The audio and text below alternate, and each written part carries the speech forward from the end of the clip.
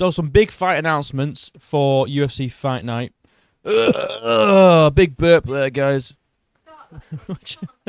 Well, I'm keeping that shit in. Right, we have Sandhagen versus Figueiredo as a main event. Nickal versus Reinier. A very interesting fight. And then we have Jeremy Stephens versus Mason Jones. I have no idea. I swear Jeremy Stephens just had a BKFC fight.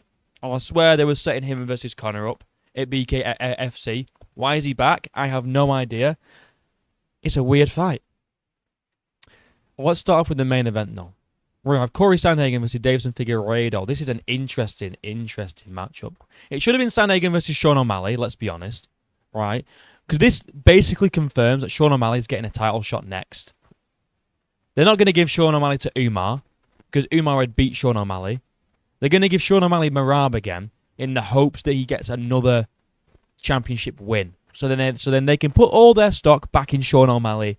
Alright? But too bad, because Merab's going to beat the shit out of him like he did last time. He's going to dominate him for 5 rounds. It's going to be an easy win. But everyone wanted Sean O'Malley versus Cory Sandhagen. Why haven't they made that fight? I know why. It's because Sandhagen had beat Sean O'Malley. Because Sean O'Malley, newsflash, isn't that good. Well, I know people are going to say, what? He was champion. You got to look at the context, right? Sean O'Malley got robbed. No, sorry. Petr Yan got robbed against Sean. Petr Yan won that fight. He won that fight. It was a robbery. Then what does he do? He makes Aljo make a really quick turnaround to fight him. Not ideal circumstances for Aljo. Perfect circumstances for Sean O'Malley, though. Beats him with a really quick turnaround. Then goes on to 50-45, an absolute cannon Chito Vera. Let's be honest, Chito Vera is fucking shit. Alright, and then he gets dominated by Merab. So no, he's not that good. And the only time that he looked dominant was against cans. Absolute can after can after can. So no, he's not good. Cory Sandhagen would beat him. And that's why I don't want to give him Cory Sandhagen. Because they know Cory Sandhagen beats Sean O'Malley. And then Cory Sandhagen's next in line for a belt. They want to get Sean O'Malley back in the title shot as quick as possible. So there's a chance, a slim chance, that he might beat Merab. It's not going to happen. Merab's a bantamweight goat. None of these bantamweights beat him. None of them do. All right, he will retire as champ, or he'll get beat when he's like way out of his prime, and it's like a passing of the torch moment for him and fucking, I don't know, someone else. Who knows? Or maybe. He beats Sean, moves up. I wouldn't blame him. Move up. You know? Why not? You know, featherweight's open. You know, Elia's not there no more. Why not move up? I think it's a great idea. You know, who wouldn't love to see?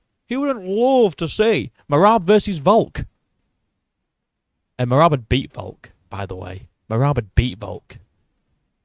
Yeah, I fucking said it. Either way, let's talk about this fight. Who wins this one? I think Sandhagen gets it done. Bigger, rangier guy. Figueiredo, I mean, it was a good back-and-forth fight with Petr Yan, but Petr Yan outclassed him, all right? And Sandhagen's a very, very good kickboxer. He's very good at boxing, very good with... he's just good. He's good, and I think he's going to be too long for Figueiredo to actually land on him. I think it's going to be Sandhagen by a decision, or maybe a 49-46, 48-47 type scorecard. Okay, that's what I'm thinking for this fight. It's going to be a good fight, though. Figueiredo could get it done, and to be honest, my predictions the past two fight cards have been fucking diabolical, so I could be wrong again. I probably will be wrong, but I'm going with Sandhagen for this one. It's just a joke that they've not given Sandhagen to Sean O'Malley, so he can actually beat Sean O'Malley, send him back to the unranked fucking Apex shit, right? And give this man a title shot. But it's going to be Sandhagen versus Figueiredo. Winner of this will get a title shot, whether it's the winner of... against the winner of Merab versus Sean 2, which will be Merab. So it'll be Cory Sandhagen versus Merab, and then Merab beats Cory Sandhagen, and then who does Merab then fight?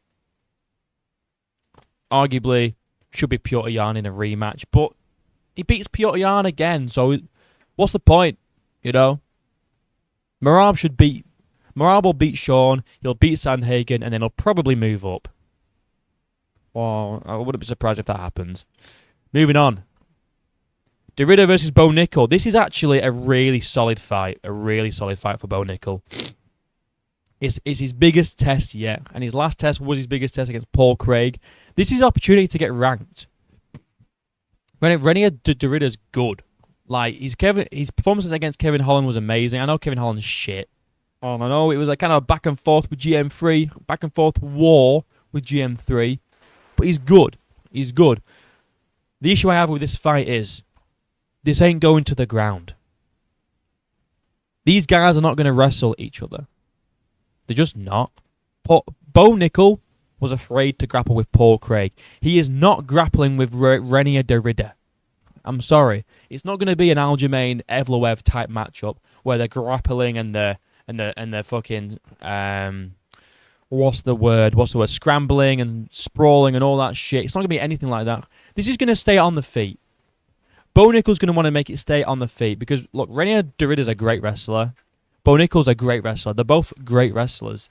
They both know each other's strengths, and it is the wrestling. So I think what this fight will come down to is who is better on the feet, and I think it's Bo Nickal. And to be honest, a lot of my I put a post up about this fight. A few of my subscribers commented. They reckon it's going to be a Bo Nickal decision again. Like, people are saying, I've got a feeling that Bo Nickal's going to get another win and keep his hype going. I've got another guy saying that it's going to come down to who's better on the feet, which I agree with. You know, I think that's what it comes down to. They're not going to scramble and wrestle. They're not going to do that shit, bro. It's going to be a boring snooze fest of a 3-rounder with a Bo Nickal decision via overhand rights. Or less. I don't even know which fucking... I'm pretty sure it's overhand rights, but... Again, my predictions have been terrible the past 2 fight cards, so I could be wrong. It could be a wrestling masterclass, which would be amazing to see. I would actually really... I would love to see that. Because Aljamain versus Evloev was an amazing fight to watch. It was so, so good. The scrambles in that fight were amazing. I would love to see that in this fight.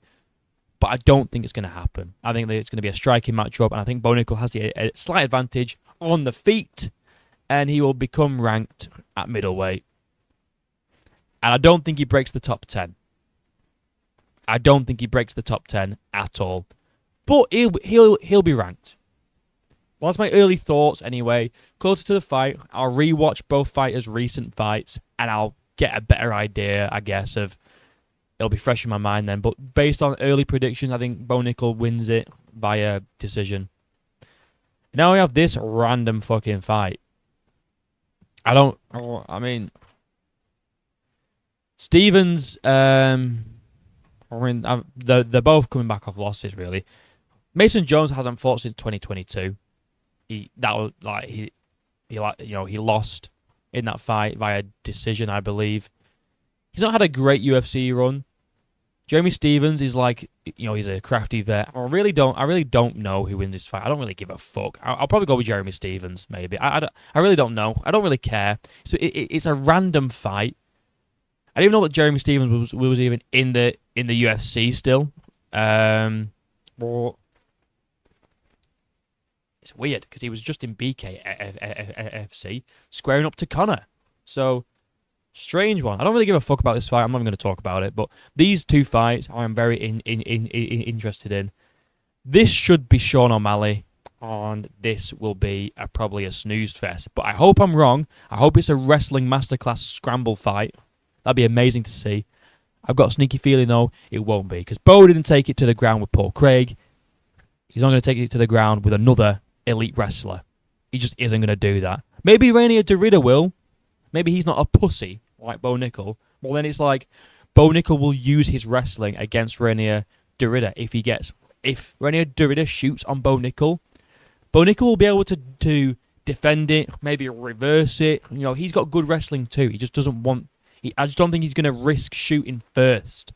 But if it comes down to the wrestling, if Reinier shoots first, Bo Nickal will hold his own on the ground. And we'll see some cool scrambles. I think Bo Nickal's going to try to keep it on the feet and get a boring decision. This is going to be a scrap, though. It's going to be a fun 5-round back and forth with Sandhagen coming out on top. Anyway, I don't know what you guys think. Cool fights. I'm very excited for this card. It's looking good at the moment. May 3rd. Bit of a way away yet, but interesting fights. Really interesting. I don't know what you guys think. Like, subscribe, links down below. Until next time, I'll see you in a bit.